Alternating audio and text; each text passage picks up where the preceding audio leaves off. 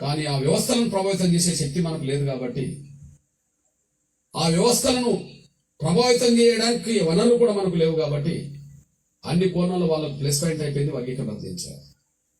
ఆ రద్దయిన సమయంలో చెప్పాను కదా, జడ్జీలు చదువుతూనే ఉన్నారు, వాళ్ళకు ముందు వాళ్ళ సమాచారం ఉన్నది కనుక. ఆ చదవడం పూర్తే కాలేదు, కేరింతలు కొడుతున్నాడు పివిరావు గారితో పాటు చాలా మంది ఇక్కడ ఎగిరి గంతేసినట్టుగా ఈలలు గోలలు చేసి స్వీట్లో పంచుకుంటున్నారు నా ముందట. ఒకవైపు ఈలలు గోలలు అయితే కష్టపడి సాధించుకున్న బిడ్డల తరపున నేనేం చేయాల్సి వస్తుంది, ఏడవడం తప్ప అంతకంటే పరిష్కారం లేదు అన్నాడు. కానీ ఆనాడు చెప్పాను, ఈరోజు తాత్కాలికంగా మాకు ఇక్కడ నష్టం జరగవచ్చు. ఇప్పటికీ మేము నమ్ముకుంటున్నది ఏంటంటే మా పోరాటం ధర్మమైంది తప్ప అధర్మమైంది కాదు. ఇప్పటికీ మేము ఇక్కడ ఓడిపోయినా, ఇక్కడ నష్టపోయినా, వర్గీకరణ రద్దయినా కూడా రద్దయింది కాబట్టి సుప్రీంకోర్టు అభిప్రాయమే కరెక్ట్ అని మేము అనుకోవట్లేదు. మా ధర్మ పోరాటమే. ఈ ధర్మ పోరాటానికి తాత్కాలికంగా అడ్డంకి రావచ్చు, కానీ ఏనాడైనా ధర్మమే గెలుస్తుందని చెప్పి ఆనాడు ప్రకటన చేశారు.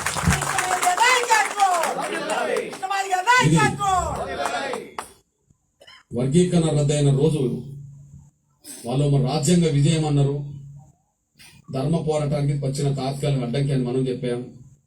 ఏనాడైనా అంతిమ విజయం మాది అవుతుందని చెప్పి ఆనాడే ఆకాంక్షించాం. ఇలా పివిరావు గారి స్టేట్మెంట్ ఉంటుంది, నా స్టేట్మెంట్ ఉంటుంది, రాజశేఖర్ గారి స్టేట్మెంట్ ఉంటుంది, అన్ని పార్టీ స్టేట్మెంట్ ఉంటుంది.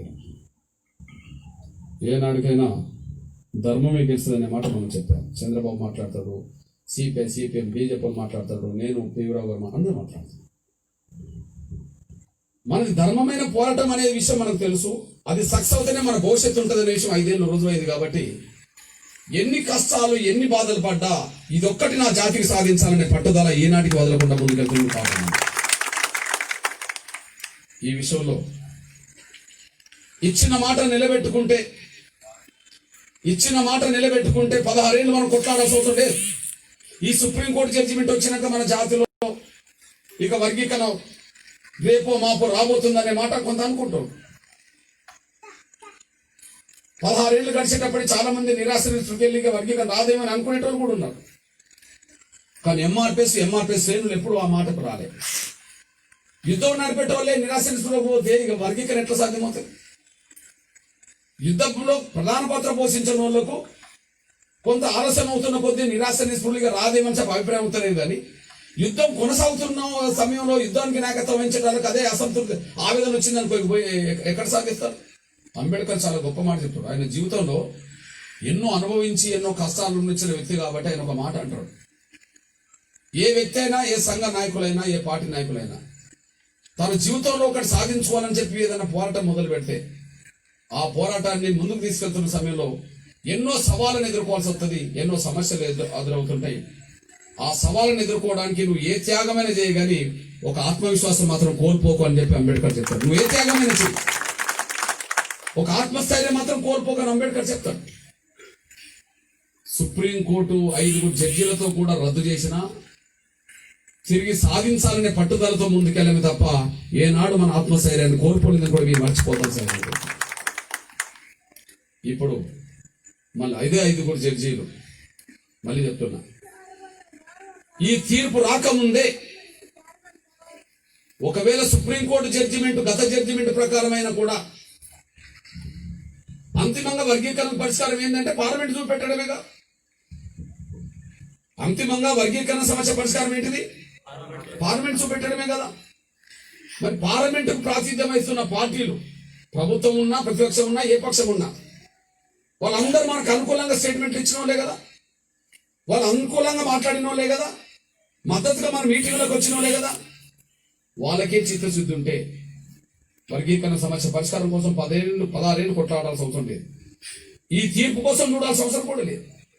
ఈ తీర్పు వస్తుందని కూడా ఎవరు అనుకోలేదు. మొన్న ఆగస్టు 27న ఎస్సీ వర్గీకరణ చేసుకునే అధికారం రాష్ట్రాలకే ఉన్నదని చెప్పి సుప్రీంకోర్టు జడ్జిమెంట్ వచ్చింది. మరి ఇదేమన్నా మనం అనుకున్నామా?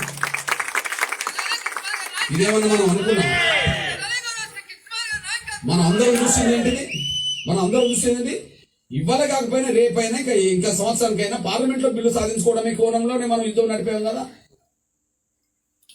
మరి పార్లమెంట్లో బిల్లు ఎందుకు రాలేకుండా పోయిందంటే ఇచ్చిన మాట నిలబెట్టుకునే కాడ పార్టీలకు చిత్తశుద్ధి లేని తనమే ఇంతకాలం జాప్యానికి కారణమే.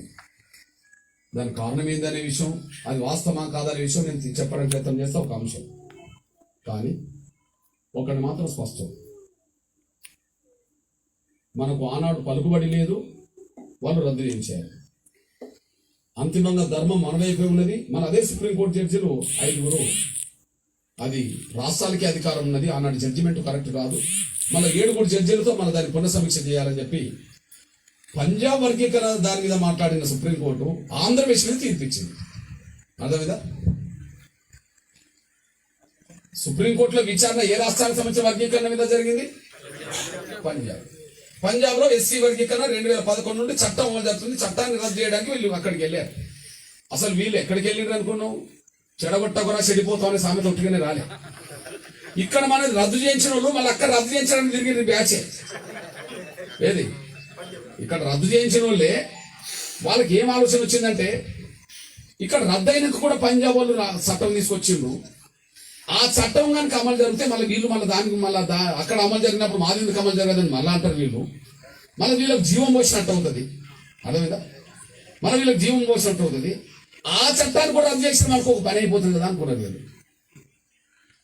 ఆ చట్టం కూడా రద్దు చేస్తే సుప్రీంకోర్టు జడ్జిమెంట్ ప్రకారం రాష్ట్రాలకి అధికారం లేదు అన్నప్పుడు మన పంజాబ్ కూడా ఒక రాష్ట్రమే అది ఎట్లా చేస్తుంది అని చెప్పి ఆర్గ్యుమెంట్ పెడితే సుప్రీంకోర్టు జడ్జిమెంట్ ప్రకారం రద్దు చేస్తారని వాళ్ళు కళ్ళు కానీ అక్కడ ఉన్న వాళ్ళు లేపిను. ఏడా ఈ బ్యాచే అంతటున్నారు కదా వాళ్ళు లేదు ఎక్కడ కదా, పుల్లలు పెట్టడానికి అందరు అంతటున్నారు. అక్కడికి వెళ్ళి అక్కడ వాళ్ళని లేపి, అంటే వర్గీకరణ వ్యతిరేక శక్తులను లేపి మీరు కోర్టులో కేసేయండి, ఆటోమేటిక్గా దాన్ని రద్దు అయిపోతుందని చెప్పి వాళ్ళకి చెప్పేశారు. దానికి అనుగుణంగానే హైకోర్టు రద్దు చేసింది. పంజాబ్ హైకోర్టు ఎస్సీ వర్గీకరణ రద్దు చేసింది. ఎస్సీ వర్గీకరణ చేస్తే పంజాబ్ ప్రభుత్వం సుప్రీంకోర్టుకి వెళ్ళింది. ఆ సుప్రీంకోర్టు పంజాబ్ విషయంలో జడ్జిమెంట్ ఇవ్వడానికి ప్రయత్నం చేసి అది సమర్థించడానికి ఏమన్నదంటే అసలు 2004లో రాష్ట్రాలకు అధికారం లేదని సుప్రీంకోర్టు ఇచ్చిన జడ్జిమెంట్ అసలు తప్పు అని చెప్పి మొదటికి వచ్చేసింది. 5 మేము 5 ఒక సింగిల్ జడ్జి ఇచ్చిన జడ్జిమెంట్ను ఇద్దరితో కూడిన ధర్మాసనం రద్దు చేస్తారు కావచ్చు, లేదా 3 రద్దు చేస్తారు. 3తో ఇచ్చింది 5 రద్దు చేస్తారు. కానీ ఒకరు ఇచ్చిన దాన్ని ఒకరే మనం రద్దు చేయలేరు కదా. అట్లనే ఆనాడు వర్గీకరణకు రాష్ట్రాలకు అధికారం లేదని ఇచ్చిన జడ్జిమెంటు తప్పే. అది రాజ్యాంగ స్ఫూర్తికి, రిజర్వేషన్ స్ఫూర్తికి విరుద్ధమే. కానీ అది మేము తప్పు పడుతున్నాం. ఎట్లా తప్పో మేము చెప్తున్నాం. ఆ జడ్జిమెంట్ ఎలా తప్పు అని కూడా మేము విశ్లేషించాం. కానీ ఆ జడ్జిమెంట్ను మేము రద్దు చేయలేదు, ఎందుకంటే మేము కూడా 5 కాబట్టి సీజే గారికి మేము విజ్ఞప్తి చేస్తున్నాం, ఆంధ్రప్రదేశ్ వర్గీకరణ జడ్జిమెంట్ రాంగ్ జడ్జిమెంట్ కాబట్టి దాన్ని పునఃసమీక్ష చేసి మళ్ళీ న్యాయం చేయండి అని చెప్పి 7 జడ్జీలతో 7 లేదా 9 మంది జడ్జీలతో మళ్ళీ సమీక్ష చేయమని చెప్పి వాళ్ళు అక్కడికి పంపారు. ఇప్పుడు 7 జడ్జీలతో కూడిన ధర్మాసనం మళ్ళీ సిట్టింగ్ చేయబోతుంది. 7 జడ్జీలతో కూడిన ధర్మాసనం సిట్టింగ్ చేయబోతుంది. కాబట్టి ఏ జడ్జిమెంట్ అయితే తప్పని చెప్పి సమీక్ష జరగబోతుందో ఆ సమీక్ష ఖచ్చితంగా ఈసారి మాదిగల పక్షాన విజయంగానే ఉంటుందనే విషయం మాదిగల పక్షాన విజయంగానే ఉంటుందనే విషయం మనం విశ్వసిస్తున్నాం. ఆ విజయాన్ని అందుకోవాలంటే ఇప్పుడు తక్షణం మనం చేయాల్సింది అని ఆలోచించాలి. అదే ఒంగోలులో ఆగస్టు 27న జడ్జిమెంట్ వస్తే సెప్టెంబర్ 9న ఒంగోలులో కూర్చున్నాం. మొత్తం ఆంధ్రప్రదేశ్ తెలంగాణ రాష్ట్రాల కంటంతా ఒంగోలులో కూర్చొని తీసుకున్న నిర్ణయం ఏంటన్నప్పుడు రాజకీయ పార్టీలు మనల్ని వంచినా మోసం చేసినా మన ఒకవైపు నుంచి మనకు న్యాయం జరగడానికి మార్గం ఏర్పడదు. కాబట్టి దీన్ని కూడా మనం సద్వినియోగం చేసుకోవాలి. దీన్ని మనం వదులుకోవద్దంటే ఏం చేయాలన్నప్పుడు 7 లేదా 9 మంది జడ్జీలతో మన విచారణ మొదలు కాబోతుంది. కాబట్టి ఈసారి అక్కడ మన తరపున మన జాతి తరపున కూడా దేశంలో పేరు గల సమర్థులైన లాయర్లను పెట్టుకొని వాదించుకుందామని చెప్పి నిర్ణయం తీసుకున్నాం. ఆ సమర్థులైన లాయర్లు పెట్టుకోవాలంటే ఇప్పుడే మాట్లాడారు. మళ్ళా ఆ సుప్రీంకోర్టు కాడికి వెళ్తే ఒక కేసు ఇంత అని కూడా అనుకోరంట. వాళ్ళు గంటకు అట్లుంటాయి. 1 గంట ఆర్గ్యుమెంట్ చేస్తే 10 లక్షలు తీసుకుంటారు ఉన్నారు, ₹1 కోటి తీసుకుంటారు. అట్లాంటి కథ వాళ్ళది. ఓకే, మరి అట్లాంటి పరిస్థితిలో 1 గంట కోసం మాట్లాడలేదు. ఒక గంటలో వచ్చేది కాదు, ఒక రోజులో వచ్చేది కాదు, ఒక వారంలో వచ్చేది కాదు. అలాంటప్పుడు ఎట్టి పరిస్థితులు మన జాతి తరఫున మన జాతికి సమాచారం ఇచ్చి సుప్రీంకోర్టులో మళ్ళా విచారణ జరగబోతుంది కాబట్టి విచారణ జరగాలంటే మన తరఫున లాయర్లు పెట్టుకోవడానికి మన అన్న సహకారం కోరిండి అని చెప్పండి అంతే.